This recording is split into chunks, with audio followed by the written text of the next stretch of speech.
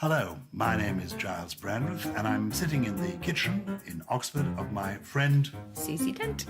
And we are a pair of people who love words and language. We adore words and language. And I first met Susie, 25 years ago on Countdown. And we've been friends ever since. And she, of course, knows more about words, I think, than anybody in the world. I think that's true. And we meet... with a mouthful of coffee, sorry. We meet once a week, sometimes in our kitchen, sometimes in London. Sometimes we're going to go on location. Can we go to your house sometimes? We can come to my... I'd love you to come to my house. Or I thought sometimes we could go to places associated with people who are wordsmiths. Like I love... Oh, this shows you we're coming from Susie Dent's kitchen because just something has flopped through the door. The noisiest letterbox in the world. The noisiest letterbox in the world. Yeah. Anyway, here we are. This is Something Rhymes with Purple. It's our weekly chunter about words and language. I learn a lot from Susie about language and about life, it must be said. Today, we thought we'd talk about theatre because both of us have been on a theatre tour and both of us are going on a theatre tour again, either later in the year or next year. When are you next going? I'm just doing a few more in the autumn. So same show, just a few extra places. And what's it called? It's called The Secret Life of Words. Very good. Have you been to the Roses at Tewkesbury yet? No. Fascinating theatre. There was a hole in the stage when I went there, literally a hole in the stage with a white line around it, and the man in the wings said, "Oh, don't miss the hole in the stage." I said, "What's it for?" He said, "Oh, we're waiting for the grant to mend it." It was a hole in the stage. It was the theatre where Eric Morecambe died. Oh. Yeah, I died too, but in a different way. He didn't recover from his. In fact, it went very well. So I'm doing some It's interesting that, isn't it? Because if you think about the language of comedians as well, very often it's quite apocalyptic and dark. So I died, I blew the roof off if they've done incredibly well. Yes, I died. In fact... Corpsed. Yeah, corpsed. Well, we can talk about the language of theatre. We can. My show is called Break a Leg. Tell us where that came from. Well, now this is interesting. Break a leg, it's an expression meaning good luck in the theatre. Yeah. Nobody is quite sure where it comes from. I think that the explanation that seems to me to be most credible is this. In a theatre, if you picture the stage, either side of the stage there are black curtains, and you're hidden when you're behind the black curtains. If you're in the wings, we'll come on to why they're called wings in a moment, but when you're in the wings, you're behind black curtains. They are known as legs. They always have been. L-E-G-S. I suppose they're like legs. They hang down from the roof of the theatre. Yeah. And in the olden days, understudies were not paid unless they actually appeared in the show. They got no money. And so they wanted, obviously, to appear because then they get paid. And on the nights when they did break a leg, they broke through the edge of the theatre. They passed those black curtains. They broke through the leg. That was a good event for them. They'd broken a leg. Well done. Good luck. You've made some money. Can I just be the party pooper just for a second? Okay. I always am. But the only problem I have with that is that there are other idioms in other languages that express the same thing. And I don't know whether those curtains, for example, in a German theatre would be called Beine, B-E-I-N-E. But there is an expression in German, Hals- und Beinbruch, meaning may you break your neck and your leg. Ah.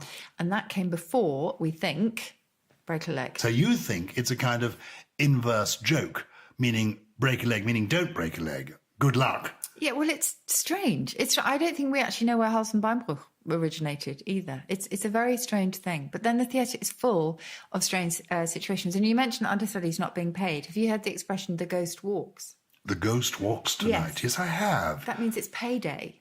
So it's said to be a reference to a 19th century theatre company who hadn't been paid for over a month. And the player of Hamlet, because there was a production of Hamlet, refused to come on stage until all the salaries were paid. And then the ghost would walk. Yeah, I like that. Years ago, when I played Hamlet when I was very young, and I wasn't very good, it was not a success, I admit it, I was fascinated by the relationship between Hamlet and Ophelia. How intimate were they? Because sometimes in the Shakespeare text, it's opaque. There's clearly something been going on, but it's not stated exactly what's been going on. And I went to an older actor in the company who was then playing the part of Polonius, but he'd played Hamlet himself many years before. And I said to this old actor, what do you think is going on? What is the relationship between Hamlet and Ophelia? How intimate are they? How close are they? Are they lovers? And does Hamlet sleep with Ophelia? And the old actor replied, well, I don't know about the West End, laddie, but we always did on tour. Okay, moving swiftly on. Shall I give you some of the old terms for theatre, because they're quite lovely? Well, today they know it's the factory quite often, don't they? I think that's one of the terms that they would use. But throughout the centuries, it's been known as the blood tub because of the violent melodramas that they used to have. Melodrama was hugely popular.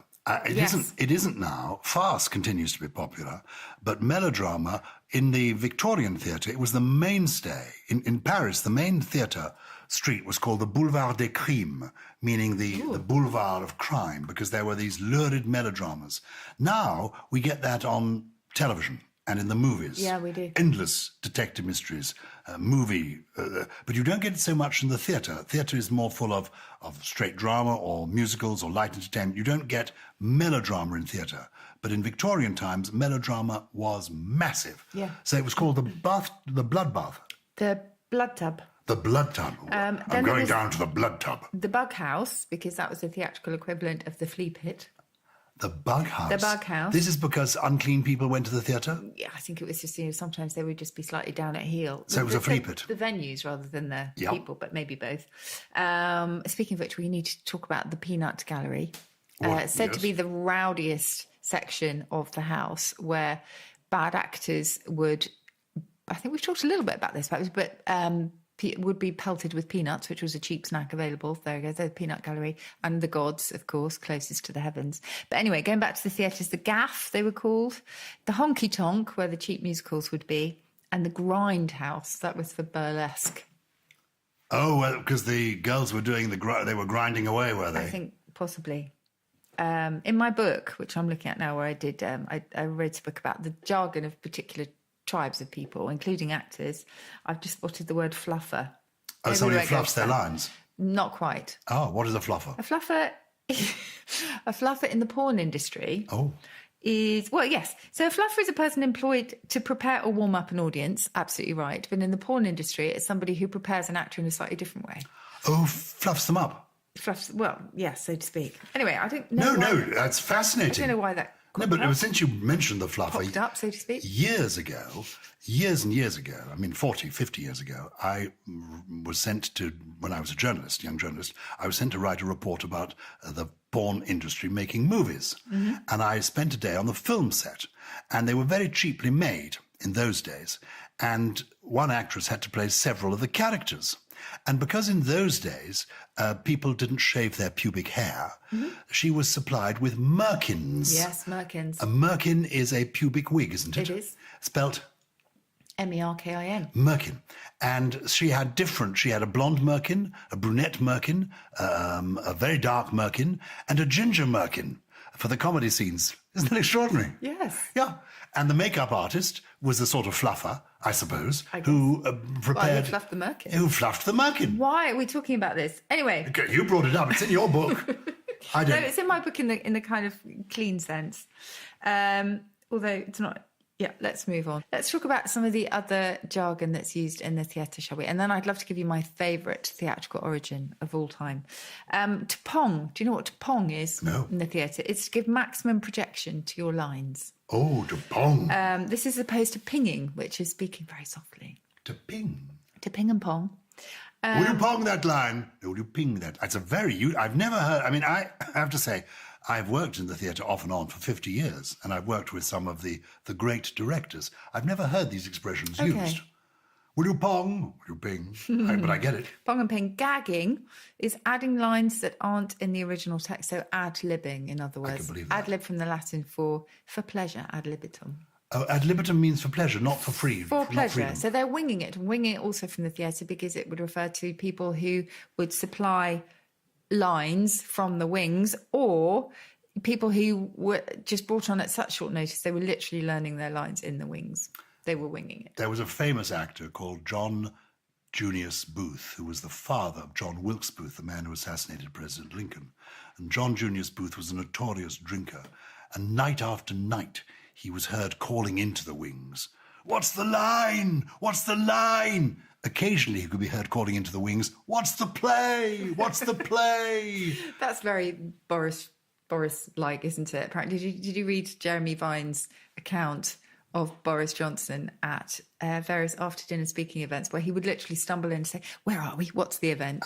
And then he knew perfectly well. Well, then he would get on stage, say nothing about the actual occasion, but sort of blunder through this kind of tour de force of anecdotes, etc. Tell a joke for which he'd forgotten the punchline, etc., etc. And Jeremy just said, "This is amazing." Having been so worried, he was mightily impressed by Boris's performance.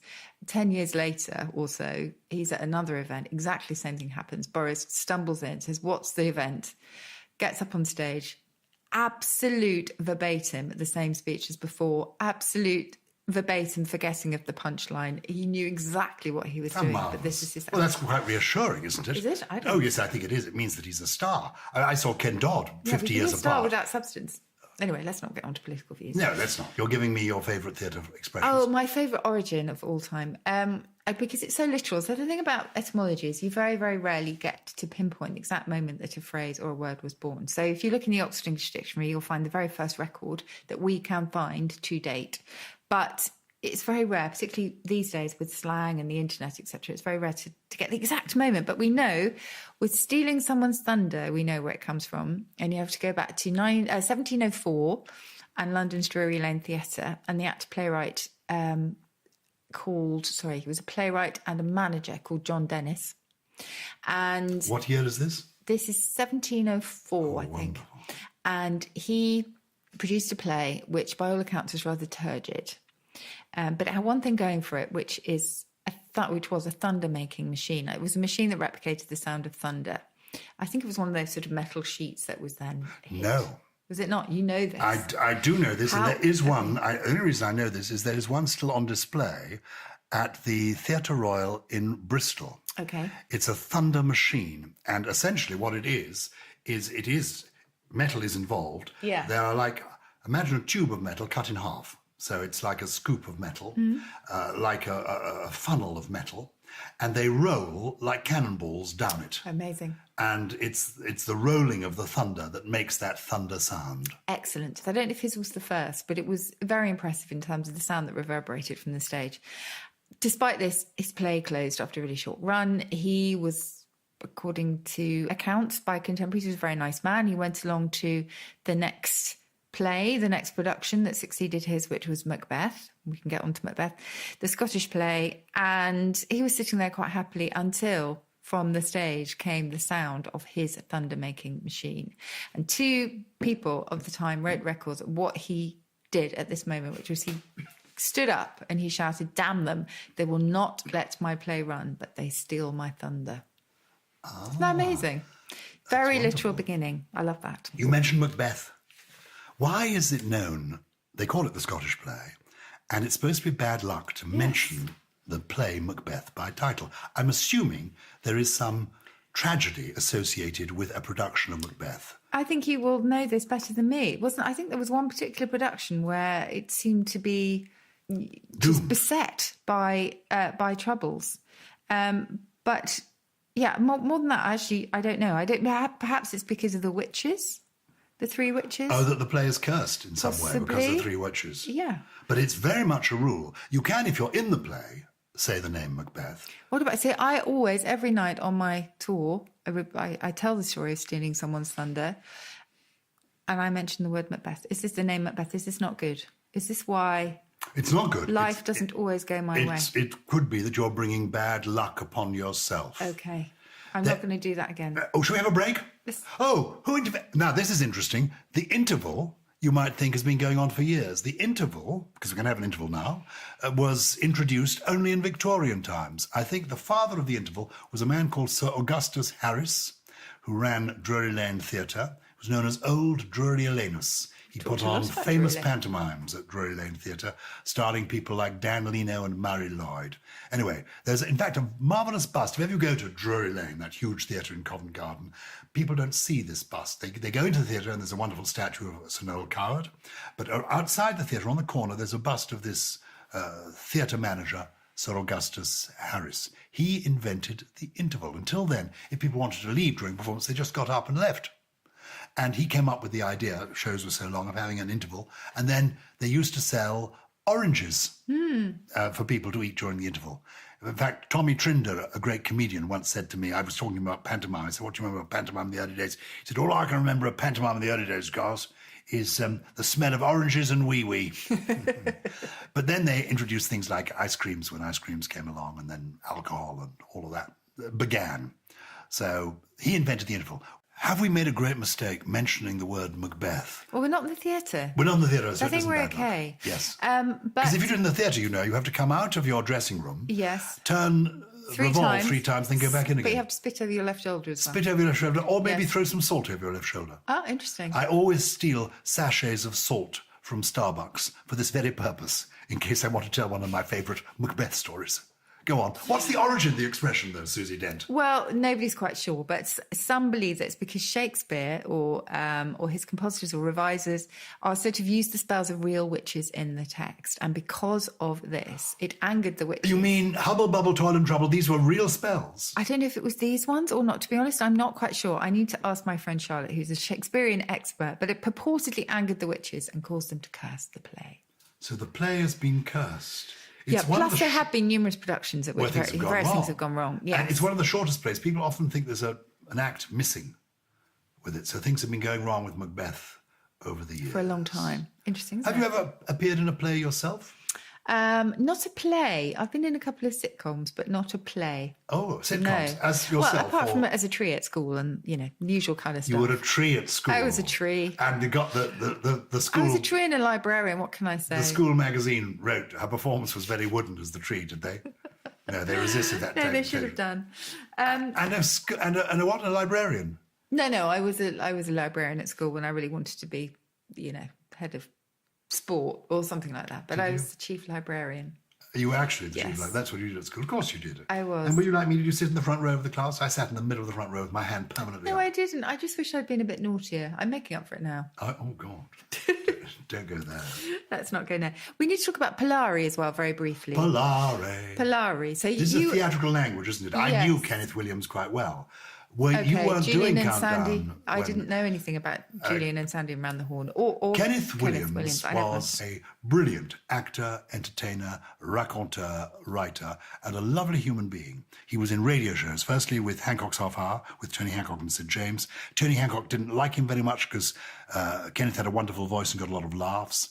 And then he did... Can you do a Kenneth Williams voice? No. I morph very quickly into... Larry Grace? No. into Frankie Howard. Frankie no, Howard. Mrs. Not, do you not? He was in this programme called Beyond Our Ken, later also called Round the Horn, starring Kenneth Horne. Yes. And there was a sketch in it with Kenneth Williams and Hugh Paddock. Julian and Sandy. Julian and Sandy. And the Julian and Sandy... Spoke Polari. So Julian Slade and Sandy Wilson, they were two gay men, but at a time when being gay was against the law Yes. still. So they needed a tribal And code exactly. or sort of banter, and Polari was it. And so the in-joke was, this was Julian, hello, my name's Julian, this is my friend Sandy. And so it was a camp gay in-joke, and they spoke this language, Polari, which you can now tell us more about. I can tell a little bit about it. It comes from, it was called Polari originally, and it goes back to parlare in Italian, meaning to talk. And it was originally a trader's lingo. It's not really a language, but a lingo that was picked up or brought up by sailors as a kind of working pidgin in their on their trips abroad. But it's interesting because they then found when sailors came back, quite often they would find work in fairs, circuses and theatres. So there is a reason why in theatres we talk about rigging a set or striking a set as a kind of nautical terms. But anyway, then it found a new home, this language, in the gay community, as you say, because it was, so marginalised that they really needed that kind of tribal language. And it's just a giant game of wordplay, really. So there was zhushing the rear, fixing your hair, or shaving the lallies. Your lallies were your legs. Now, zhush is probably the best legacy that we have from Polari. From Polari. Zhush. Zhush. It's onomatopoeic, sort of replicates maybe the sound of ruffling your fingers over velvet. And you can But say, it well, comes I from like your zhuzh, meaning I like your outfit, I like the way you've dressed up, or you're all zhuzhed up. Zhuzhed up. No one knows how to spell it. I think Oxford dictionaries give 3 different spellings. But it's wonderful. And of course, zhuzh. it's not used anymore. In fact, I think it was seen as being a bit non-PC. Curiously, that's the odd thing now. A lot of Kenneth Williams material you Yeah. couldn't do because somehow it's considered so. But in fact, most of my gay friends loved Julian and Sandy, loved everything that Kenneth did. I never heard it, I have to say. I need to listen in. Oh, can I say they stand the test of time? Okay. Beyond our ken, absolutely brilliant. Just round the horn, brilliant. Kenneth Williams was a real actor, and it was very frustrating to him. He told me that towards the end of his life, he felt he'd painted himself into a corner with funny voices and telling stories. Yeah. His last entry in his diary says, what's the point? And he may well, we don't know, because the verdict was inconclusive of the coroner's report, he may well have taken his own life. That's sad. And I rather suspect he did, because he told me that he kept a stash of poison in the cupboard, as his father had done. He told me when we were writing his autobiography, or rather he was writing it and reading it to me, when he got to his father's death, he told me, I don't know if it's in the book, he told me that his father had taken his own life. That was the sad end of a very funny man. And if you want to celebrate Polari, listen to Julian and Sandy on Round the Horn. Fantastic. Shall we have some letters from our listeners? Okay. And the people are very, very kind. Well, not very kind, because not everything they say is necessarily as nice as it should be. Here's somebody saying, Gyles, for fuck's sake, shut up. We're tuning in to hear the woman, not you. I think you've just made that up. I have made that up. I'm just quoting my wife. That was the note she gave me this morning before we left. Here, let me pass you a couple of letters. See whether there's one here that you'd like to answer. Gosh, we get lots of them. Oh, shall I read you one from Canada? Okay. Because this is an international podcast. Hello, world. Hello from Canada, says David Smith. I enjoy your podcast a great deal, especially the recent egg corn episode. What we try and do, by the way, this is me speaking, is pick a different theme every week, but we will come back to certain themes that are popular. We've only scratched the surface with the theatre, so we must come back to that one day. It brought to mind a possible egg corn encounter my wife and I had several years ago. Perhaps you can help us decipher it.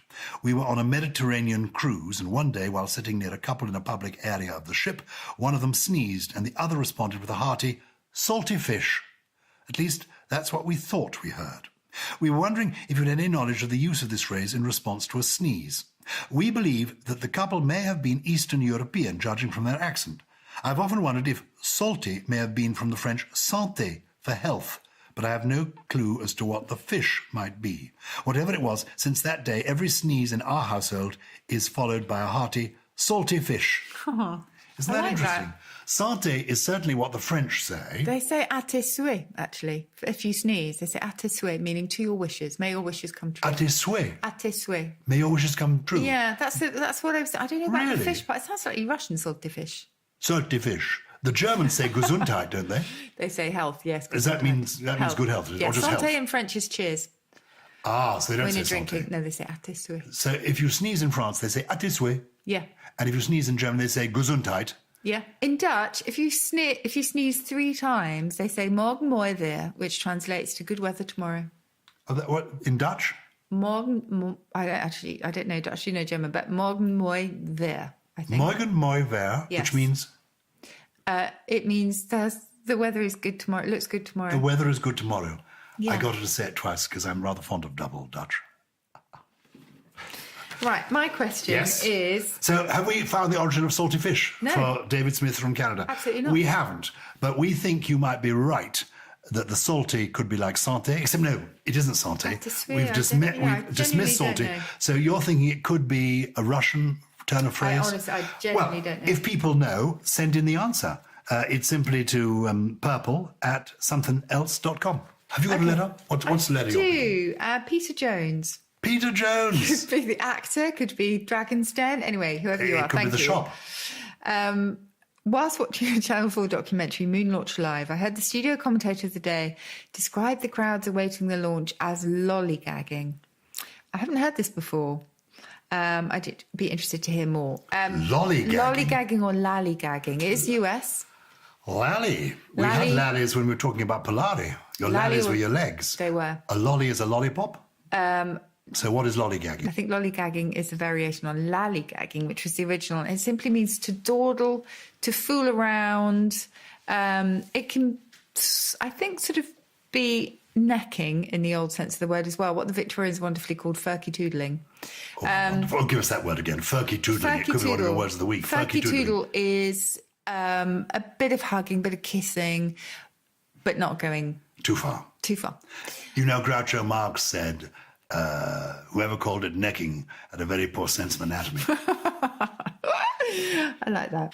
As for its origin, well, the Oxford English Dictionary says unknown because they haven't quite ascertained it yet. But some people think it might go back to dialect lolly, meaning the tongue, hence the lollies that we eat, the lollipops. Goodness, I didn't know that. Yes. The dialect word for your tongue is a lolly? Lolly.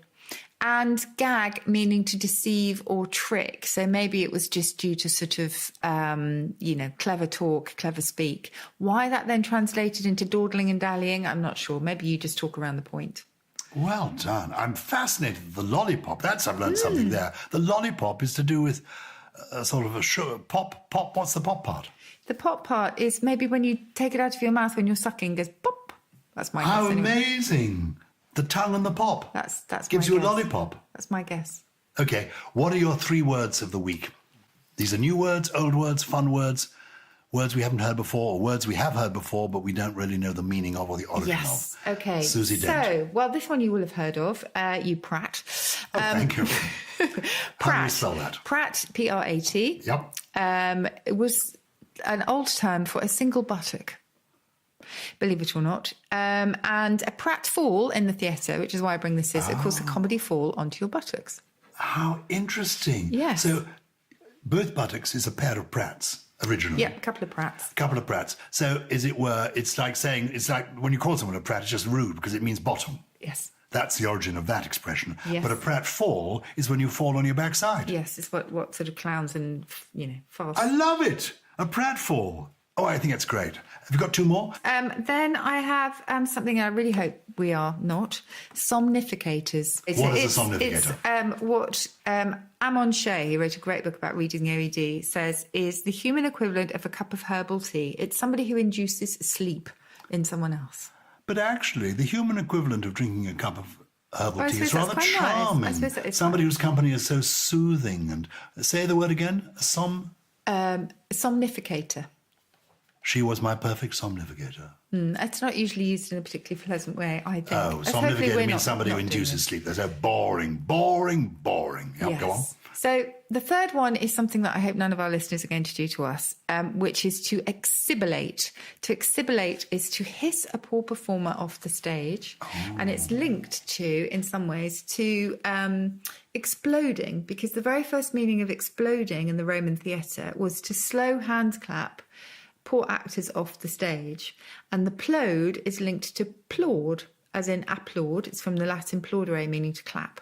So to explode first meant to make such a loud noise with your hands that the performer would be booed off stage.